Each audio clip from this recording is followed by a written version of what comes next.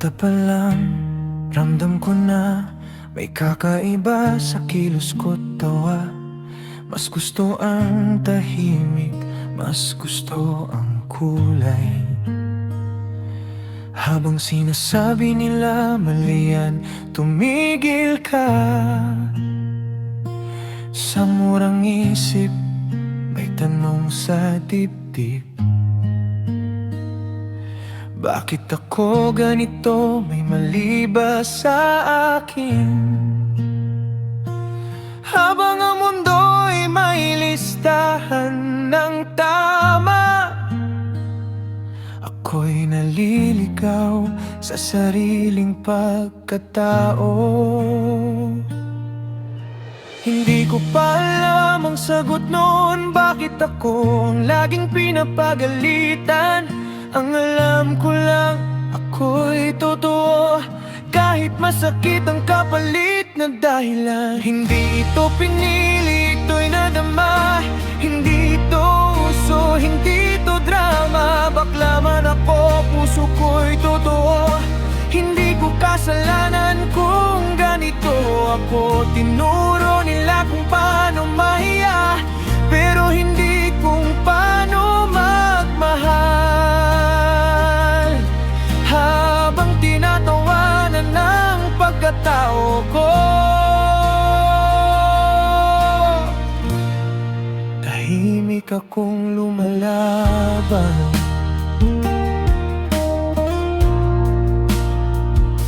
Sayang ka, ang lambot mo, wala kang mararating. Mga salitang paulit-ulit kong tinanim. Ginawang biro ang pagkatao ko, ginawang kahinaan ng pagiging buo. Sa pag-ibig, ako'y naging tahanan, pero palaging iniwan sa dulo. Minahal lang kapag may maibigay, iniwan kapag wala nang makuha sa'yo.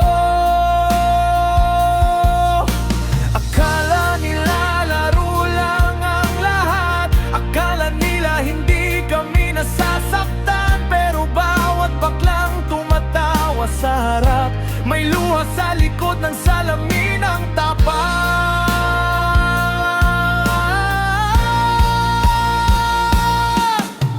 Hindi kami bakla para pagtawanan, hindi kami ginawa para gamitin lang. May pangarap, may dangal, may direksyon, may dahilan kung bakit kami lumalaban. Hindi lang kami kulay at galaw, kami anak, kaibigan at mahal. Ang hinihingi lang namin sa mundo, respeto, hindi awa o insulto. Kung alam mo lang ang gabing gusto na naming sumuko, pero pinili naming mabuhay kahit ayaw kami ng mundo.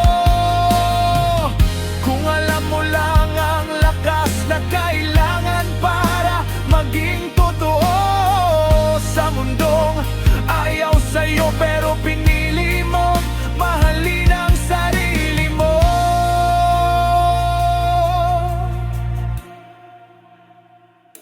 Ngayon, nakatayo na ako sa liwanag, hindi natakot sa salitang bakla. Hindi ako nabuo para sa palakpak, kundi para sa sarili kong halaga. Hindi ito kwento ng kahinaan, ito'y kwento ng tagumpay. Ang baklang minsang nilait ng mundo ay natutong manalo sa sarili niyang paraan. Kung bakit Lakat, sugatan pa, hindi ka nag-iisa, kapatid ka. Darating ang araw, ikaw rin ay mananalo. Dahil pagiging totoo ay hindi kailanman pagkatalo.